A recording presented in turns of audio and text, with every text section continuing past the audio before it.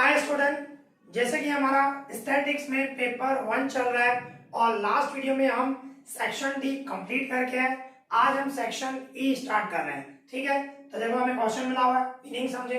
देखो section E start कर रहे हैं और क्वेश्चन 52 का ए कर रहे हैं। ठीक है, इसमें दो सम है 52 में, ए और बी। तो अभी हम ए कर रहे हैं, तो देखो क्या मिला हुआ है, मीनिंग समझे। फॉर अ नॉर्मल डिस्ट्रीब्यूशन, हमें नॉर्मल डिस्ट्रीब्यूशन बता रहा है। The first quartile and the mean deviation are 20 and 24 respectively. Means first quartile जो है हमारा 20 है और mean deviation जो है वो हमारा 24 है। ये हमें दिया हुआ है और वो भी ध्यान रखना नॉर्मल डिस्ट्रीब्यूशन बता है, तो हमें नॉर्मल डिस्ट्रीब्यूशन की फॉर्मूला समझनी पड़ेगी। फिर आगे हो रहा है obtain an estimate of the value of mode, हमें मोड की वैल्यू निकालनी है। ठीक है, तो देखो किस तरह करना है। सबसे पहले हमें फर्स्ट क्वार्टाइल मिला हुआ है, मींस Q1 हमें दिया हुआ है 20 और मीन डेविएशन दिया हुआ है, शॉर्ट में एमडी बोल सकते हो। मीन डेविएशन वो हमें दिया हुआ है 24। ओके, तो देखो किस तरह होगा और हमें मोड फाइंड करना है। सबसे पहले हम मीन डेविएशन हमें कितना मिला हुआ है 24। अभी मीन डेविएशन की फॉर्मूला कौन सी होती है, नॉर्मल डिस्ट्रीब्यूशन पे ध्यान रखना। नॉर्मल डिस्ट्रीब्यूशन में मीन डेविएशन की फॉर्मूला होती है 4/5 डेल्टा इक्वल्स टू में 24। मीन डेविएशन की ये फॉर्मूला है। तो हमें डेल्टा मींस स्टैंडर्ड डेविएशन मिलेगा, इसमें से डेल्टा मींस स्टैंडर्ड डेविएशन है। तो यहाँ पे 5 मल्टीप्लाई में चला जाएगा एंड 4 डिवाइड में जाएगा। इसको सॉल्व करोगे तो डेल्टा की वैल्यू हमें मिल जाएगी 30।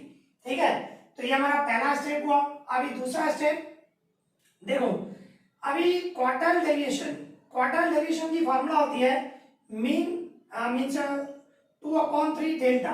ये क्वार्टाइल डेविएशन की फॉर्मूला है और वो किसमें है, नॉर्मल डिस्ट्रीब्यूशन में। ध्यान रखना ये नॉर्मल डिस्ट्रीब्यूशन की। और आप 11th स्टैंडर्ड में भी सीख के आए हो क्वार्टाइल डेविएशन, उसकी फॉर्मूला होती है Q3 - Q1 डिवाइडेड 2। ये क्वार्टाइल डेविएशन की आप 11th स्टैंडर्ड में सीख के और ये नॉर्मल डिस्ट्रीब्यूशन में। तो कहने का मतलब ये दोनों इक्वल होंगे। मींस आप ऐसे बोल सकते हो Q3 - Q1/2 equals to 2/3 delta. इस तरह हम लिख सकते हैं। तो क्या होगा, ये मींस इस तरह देखो, ये Q3 से माइनस Q1 हमें मिला हुआ है 20 रखूं एंड डिवाइड में ये 2 से इक्वल्स टू में ये 2/3 डेल्टा की जगह पे क्या रखूं, डेल्टा अभी अभी आपने फाइंड किया 30, तो मैं यहाँ पे 30 रखूं। ओके, इसको सॉल्व करेंगे तो क्या हो जाएगा, Q3 - 20 ये सेम रख रहा हूं डिवाइड में 2। इसको सॉल्व करूं तो कितना हो जाएगा 20। इसको आप सॉल्व करो, 2 को 30 से मल्टीप्लाई करो 60 को 3 से डिवाइड करो 20। अभी 2 उधर जाएगा मल्टीप्लाई में, मींस इस तरह Q3 - 20 इक्वल्स टू में 20 × 2, ये 2 मल्टीप्लाई में चला जाएगा। मींस Q3 इक्वल्स टू में इन दोनों का मल्टीप्लाई करूं 40 और ये -20 है, उस साइड जाएगा +20। मींस Q3 हमारा क्या हो गया, Q3 हमारा हो गया 60। ओके, अभी क्या करेंगे, थर्ड स्टेप हम मीडियन फाइंड कर रहे हैं। मीडियन की फॉर्मूला क्या होती है, Q1 + Q3 डिवाइडेड 2 करो। मीडियन की फॉर्मूला होती है दोनों जो क्वार्टाइल मिले हुए हैं, first quartile and third quartile, दोनों का प्लस करो 2 से डिवाइड करो। तो फर्स्ट क्वार्टाइल हमारा कितना है 20 है, थर्ड क्वार्टाइल हमने फाइंड किया 60 और डिवाइडेड 2। ठीक है, तो दोनों का प्लस करो 80 का 2 से डिवाइड करो तो 40 आ जाएगा। मींस ये आपको मीडियन मिला। हमें फाइंड क्या करना है, हमें फाइंड करना है मोड। और आपको पता होना चाहिए नॉर्मल डिस्ट्रीब्यूशन में मीन, मीडियन, मोड तीनों इक्वल होते हैं। तो आपका मीडियन 40 है तो मोड भी 40 होगा। नॉर्मल डिस्ट्रीब्यूशन में आपको पता होना चाहिए मीन, मीडियन एंड मोड तीनों इक्वल होते हैं। ध्यान रखना तीनों इक्वल होते हैं। तो देयरफॉर मोड क्या होगा, मोड हमारा सेम जो मीडियन आया 40।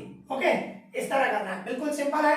पहले आपको मीन डेविएशन में से डेल्टा की वैल्यू निकली, फिर क्वार्टाइल डेविएशन की फॉर्मूला लगाई, उसमें से हमें Q3 फाइंड किया और उसके बाद मीडियन फाइंड किया Q1 + Q3 डिवाइडेड 2। सिंपल है। ओके, तो यहाँ पे हमारा सम कंप्लीट हो गया।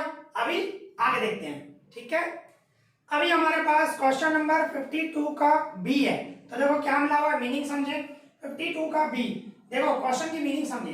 The monthly production of units in a factory is normally distributed with mean mu and standard deviation delta. देखो क्या बता रहा है, एक फैक्ट्री का जो प्रोडक्शन है वो नॉर्मली डिस्ट्रीब्यूटेड है। नॉर्मली डिस्ट्रीब्यूटेड है मतलब नॉर्मल डिस्ट्रीब्यूशन की फॉर्मूला लगेगी, ठीक है, ये ध्यान रखना है। फिर वो भी मीन बता रहा है, म्यू है और स्टैंडर्ड डेविएशन डेल्टा है, ये हमें मिला हुआ है। फिर आगे क्या बता रहा है, the Z score, Z score मतलब जेड की वैल्यू मिली हुई है, जो नॉर्मल कर्व होता है जेड का वो उसकी वैल्यू मिली हुई है। वैसे क्या होता है, जेड की वैल्यू निकालनी होती है, यहाँ पे मिली हुई है Z score corresponding to the production of 2400 units and 1800 units. अभी देखो प्रोडक्शन जब 2400 यूनिट्स है और तो R1n मींस 2400 यूनिट्स है तो जेड की वैल्यू 1 है, और जब प्रोडक्शन 1800 यूनिट्स है तो जेड की वैल्यू क्या है -0.5 रेस्पेक्टिवली, ठीक है, इस तरह मिला हुआ है। हमें फाइंड क्या करना है, फाइंड इट्स मीन, हमें मीन फाइंड करना है एंड स्टैंडर्ड डेविएशन, यही हमें मीन और स्टैंडर्ड डेविएशन फाइंड करने हैं, ठीक है। तो देखो बिल्कुल सिंपल है, आपको पता है जेड की फॉर्मूला क्या होती है, जेड इक्वल, सबसे पहले क्या करें, जस्ट अ मिनट, सबसे पहले हम क्या है, हमें जब प्रोडक्शन 2400 यूनिट्स है मतलब जब x 2400 है तब z की वैल्यू क्या है 1 है, 2400 है z की वैल्यू 1 है, इसको सपोज करो हम z1 ले लेते हैं, ठीक है। और जब प्रोडक्शन 1800 यूनिट्स है मींस इसको x1 ले लो और z1 और ये x2 और z2। जब प्रोडक्शन 1800 है तो z हमारी z की वैल्यू क्या है -0.5, ठीक है, x1 z1 और x2 z2 ले लिया, सिंपल है। जब प्रोडक्शन ये है तो z की वैल्यू ये है, जब प्रोडक्शन ये है तो z की वैल्यू ये है, ठीक है, इस तरह हमें मिला हुआ है। फिर क्या हमारी z की formula z1 equals to x1 minus mu divide delta, z की formula x minus mu divided delta, ठीक है, ये फॉर्मूला है। तो z1 की जगह वैल्यू रखूं मैं 1 और x1 की जगह रखूं 2400 माइनस ये म्यू से डिवाइड में डेल्टा। अभी देखो क्या कर रहा हूं मैं, ये डेल्टा डिवाइड में इधर मल्टीप्लाई में आ जाएगा, तो डेल्टा 1 से मल्टीप्लाई करूं तो डेल्टा ही रहने वाला है, ठीक है, 1 से मल्टीप्लाई करूंगा तो सेम, तो डेल्टा इधर है क्या मल्टीप्लाई में और माइनस म्यू है इस साइड आएगा तो प्लस म्यू हो जाएगा, ठीक है, और इक्वल टू में क्या बचा 2400। देखो एक बार रिपीट कर रहा हूं समझना अच्छे से, देखो डेल्टा ये डिवाइड में इक्वल टू इस साइड क्या मल्टीप्लाई में 1 से मल्टीप्लाई करूंगा तो 1 डेल्टा ही रहने वाला है, और यहाँ पे म्यू माइनस में इधर गया तो प्लस में हो गया इक्वल टू में 2400। एक ये इक्वेशन बन गई, इसको आप पहले फर्स्ट नंबर दे सकते हो, ठीक है, ये हमारी फर्स्ट नंबर इक्वेशन बनी।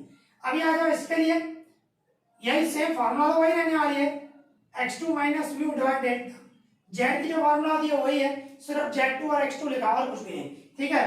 तो z2 हमारा -0.5 है और x2 हमारा 1800 है और ये म्यू और डेल्टा तो हमें फाइंड करना है, तो सेम रखूंगा।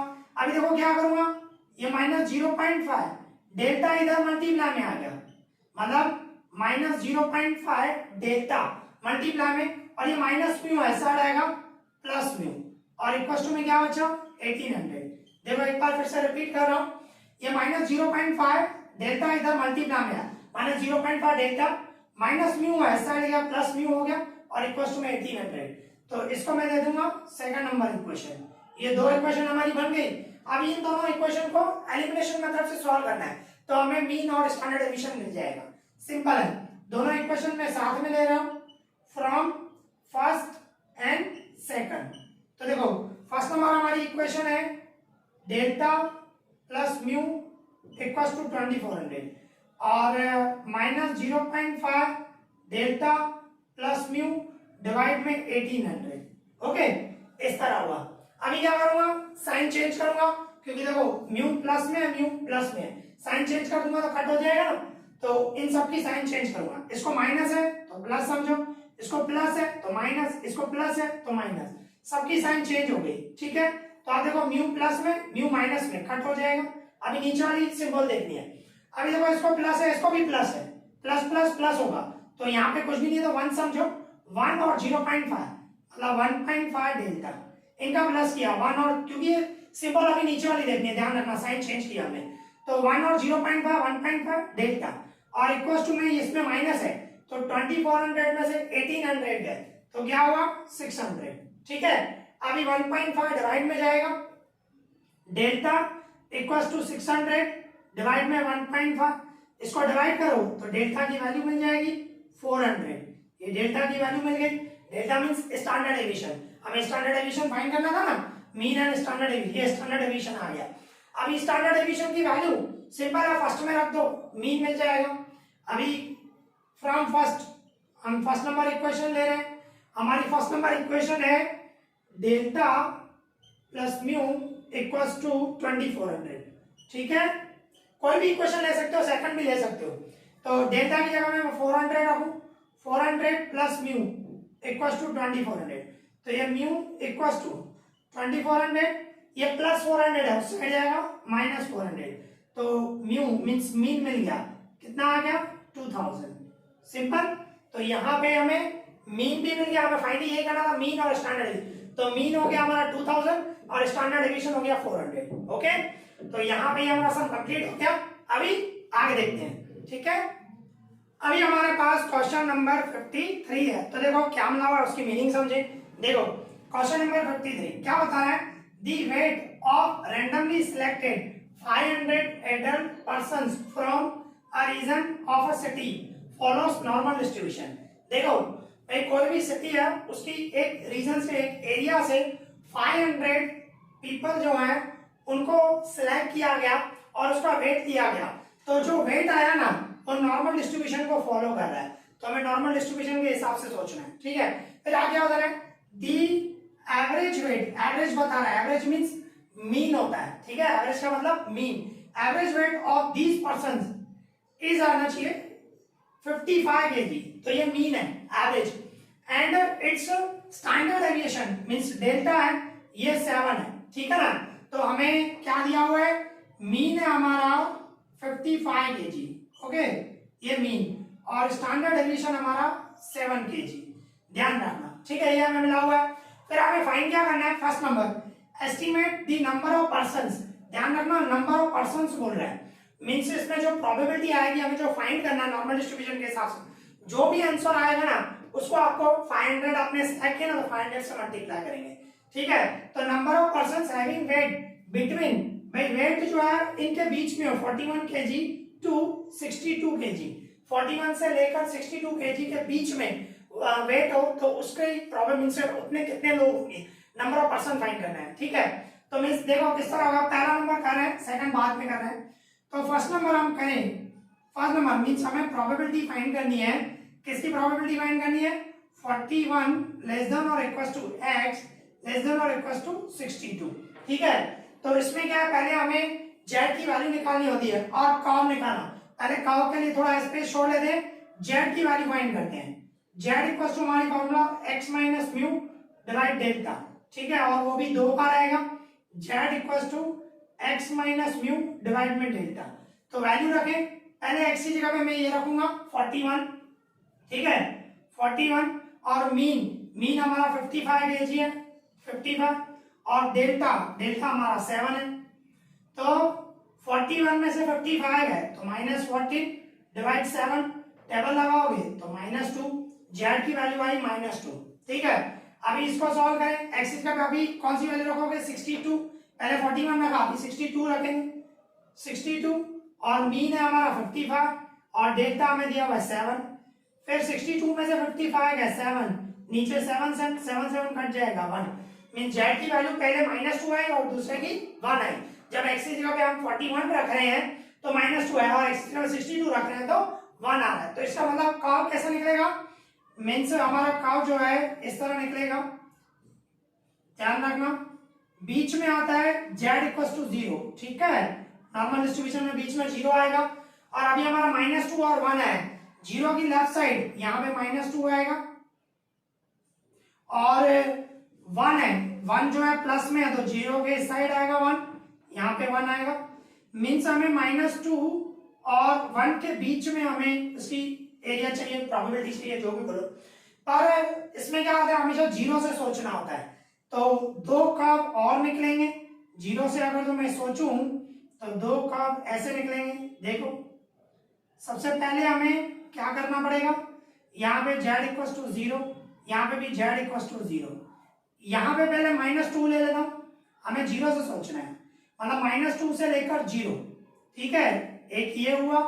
और दूसरा यहाँ पे 1 है तो यहाँ पे मैं 1 ले लूं, ठीक है, मतलब 0 से 1 तक। हमें कंपल्सरी 0 से सोचना है, ध्यान रखना, -2 से लेकर 0, फिर 0 से लेकर 1 तक। अभी इन दोनों शेड का मैं ऐड करूं, प्लस करूं, तो क्या हो जाएगा, ये हमें मिल जाएगा, ठीक है, इस तरह। तो कहने का मतलब इन दोनों का हमने प्लस किया तो ये आएगा। तो इसको हम किस तरह सॉल्व करेंगे, मैं इसको रफ कर देता हूं, स्पेस नहीं है, ठीक है। सबसे पहले क्या करना है, आपको यही फाइंड करना है, उसमें से ही ये शेड निकलेंगे, ठीक है। तो अभी देखो किस तरह होगा, ये पहले आपको फाइंड करना है कंपल्सरी जेड की वैल्यू, ध्यान रखना, ठीक है। अभी क्या करूंगा मैं, देखो अभी हमें क्या चाहिए, प्रोबेबिलिटी है 41 लेस देन और equals to x less than और इक्वल्स टू 62। तो इसके इक्वल्स में क्या होगा, प्रोबेबिलिटी 40 x की जगह हमने 41 रखा तो z की वैल्यू -2 आई थी, लेस देन z, और यहाँ पे 1 आया था, ठीक है, z में कन्वर्ट करना है। फिर इसमें क्या होगा, मैंने आपको बोला 0 से कन्वर्ट करना है, मतलब इन दोनों का प्लस करूंगा, -2 से लेकर 0 और 0 से लेकर 1। तो इस तरह होगा, प्रोबेबिलिटी ऑफ -2 लेस देन और equals to z less than और इक्वल्स टू 0, -2 से लेकर 0 तक। फिर प्लस करूंगा, क्योंकि इन दोनों का शेड प्लस करके ये आएगा, प्लस करूंगा 0 से 1 तक, मींस प्रोबेबिलिटी 0 लेस देन और equals to z less than और इक्वल 0 से ही कन्वर्ट करना होता है कंपलसरी, ध्यान रखना। अभी -2 से मतलब -2 की वैल्यू, z की जो है वैल्यू देखेंगे, किसमें देखते हैं, देखो नॉर्मल जो कर्व होता है उसमें देखा जाता है, मींस आप ऐसा होता है कि हो सकता है आपको क्वेश्चन में z की वैल्यू मिली हो पर कभी कभी नहीं भी होता, तो आप क्या है वहां पे लॉग टेबल ले सकते हो, या नॉर्मल कर्व की टेबल बोलते हैं। ये जो पीछे है ये नॉर्मल कर्व की टेबल है, लॉग टेबल में आता है, लॉग टेबल भी बोलोगे आप कि हमें लॉग टेबल, तो उसमें होता है ऊपर यहाँ पे ऐसे होगा, नॉर्मल कर्व बोलते हैं इसको, ठीक है, ये होगा। इसमें से आपको z की वैल्यू देखनी है, तो z की वैल्यू वो भी किसमें, हमें 2 में देखनी है। तो 2 में आप देखोगे तो क्या आया, 0.4772, ठीक है। तो इसकी वैल्यू आई 0.4772, और इसमें 1 की वैल्यू देखनी है, ठीक है। तो 1 की वैल्यू देखोगे तो क्या है, 0.3413, ओके। फिर क्या करना है, इन दोनों का हमें प्लस करना है, तो दोनों का प्लस करोगे तो क्या आ जाएगा, 8185, 0.8185। ये तो आ गई हमारी प्रोबेबिलिटी। और हमें फाइंड क्या करना है, नंबर ऑफ पर्संस, हमें कितने लोग हैं जिनका वेट जो है इनके बीच में, नंबर ऑफ पर्संस फाइंड करने हैं। आपने टोटल सिलेक्ट कितने दिए, 500, ठीक है ना। तो सिंपल है, ये जो प्रोबेबिलिटी है इसको 500 से मल्टीप्लाई करना है, मींस इस तरह आ जाएगा, हमें नंबर ऑफ पर्संस, ठीक है, हमें नंबर ऑफ पर्संस चाहिए, तो ये 0.8185 मल्टीप्लाई करूंगा 500, क्योंकि आपने 500 सिलेक्ट किए हैं, तो इन दोनों का मल्टीप्लाई करोगे तो 409 आएगा, अप्रोक्सीमेट आएगा, पॉइंट में नहीं लिखते, नंबर ऑफ पर्संस है, तो 409, ये हमारी फर्स्ट नंबर पॉइंट होगी, इस तरह करना है, ठीक है। ये फर्स्ट नंबर पॉइंट इस तरह आपको पहले जो है z की वैल्यू निकालनी है, उसके बाद इसमें से कर्व निकलेगा, और उसके बाद आपको ये सॉल्व करके प्रोबेबिलिटी फाइंड करनी है, और उसके बाद आपको नंबर ऑफ पर्सन फाइंड करना है। तो इस तरह कभी कभी क्या बोलेगा, यहाँ पे नंबर ऑफ पर्सन बोल रहा है, कभी कभी परसेंटेज बोलेगा, तो परसेंटेज निकालना हो ना तो सिंपल होता है, आपकी जो प्रोबेबिलिटी है उसको 100 से मल्टीप्लाई कर देना, क्योंकि इसमें क्या प्रिंटिंग मिस्टेक है, अभी जो है सेकंड नंबर पॉइंट है ना, वहां पे परसेंटेज बोल रहा है, और वहां पे परसेंटेज नहीं, नंबर ऑफ पर्सन ही है, ध्यान रखना। और परसेंटेज अगर जो एग्जाम में आ जाए तो आपका जो आंसर आया उसको सिर्फ 100 से मल्टीप्लाई करना, तो परसेंटेज में कन्वर्ट हो जाएगा, ध्यान रखना, ठीक है। तो ये हमारी फर्स्ट नंबर पॉइंट हो गई। अभी हम सेकंड नंबर पॉइंट कर रहे हैं, इसको मैं पूरा रफ कर देता हूं, ठीक है। इसमें मेन जो है ना कर्व, नॉर्मल कर्व, वो आपको अच्छे से समझ में आना चाहिए, क्योंकि उसमें से ही आपको पता चलेगा कि z की वैल्यू जो आ रही है प्लस करना है कि माइनस करना है, मेन ये ध्यान रखना है आपको, ठीक है। अभी देखो सेकंड नंबर पॉइंट में क्या बता रहे हैं, सेकंड नंबर पॉइंट में बता रहा है estimate the number of persons having weight less than 41। अभी देखो लेस देन बोल रहा है, लेस देन 41 बोल रहा है, तो इसका मतलब है प्रोबेबिलिटी x लेस देन और इक्वल टू 41। तो इसमें पहले z की वैल्यू निकालनी है, z की वैल्यू z, क्योंकि उसमें उसके बाद ही कर्व निकलेगा, ठीक है ना।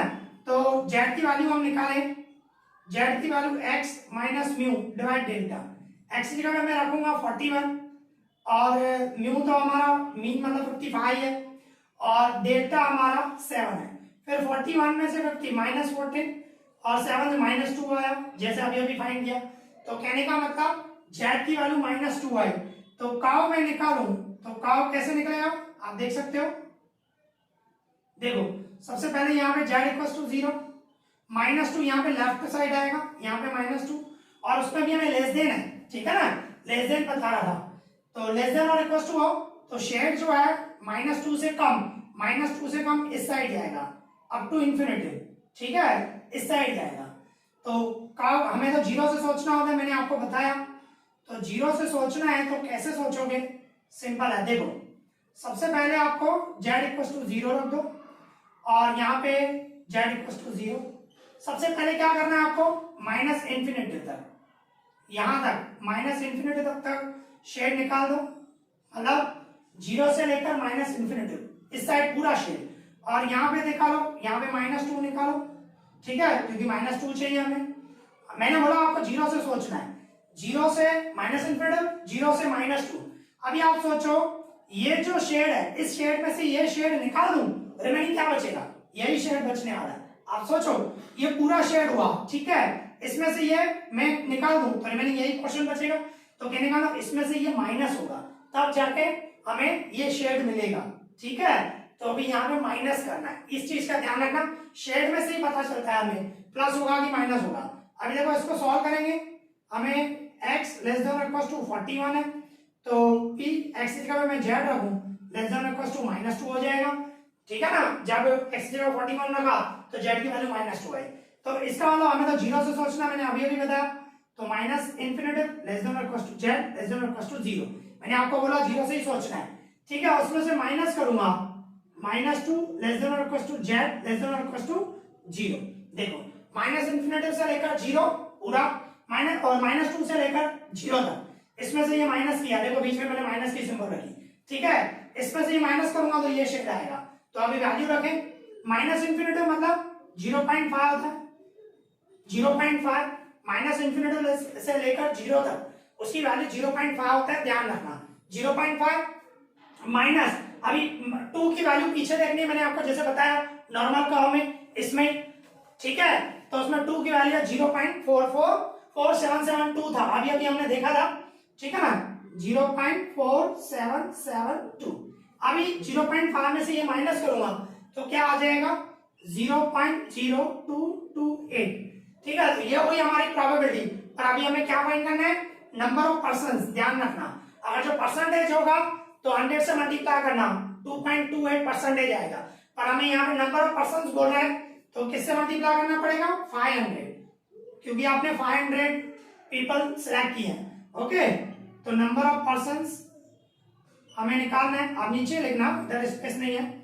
तो 0.0228, ठीक है, ये है। इसको मैं मल्टीप्लाई करूंगा 500 से तो अप्रोक्सीमेट आ जाएगा हमारा, कितना आएगा, 11। कितने आएंगे पर्संस, 11, ठीक है। अगर जो परसेंटेज होगा 2.28 और नंबर ऑफ पर्सन निकाला तो जो प्रोबेबिलिटी है उसको 500 से मल्टीप्लाई किया तो हमारे नंबर ऑफ पर्सन 11 आएंगे, ठीक है। तो यहाँ पे हमारा सम कंप्लीट हो गया और आज हमने 3 सम किए। नेक्स्ट वीडियो में हम सेक्शन डी जो है कंप्लीट कर देंगे, ठीक है। इस वीडियो में इतना ही, थैंक यू।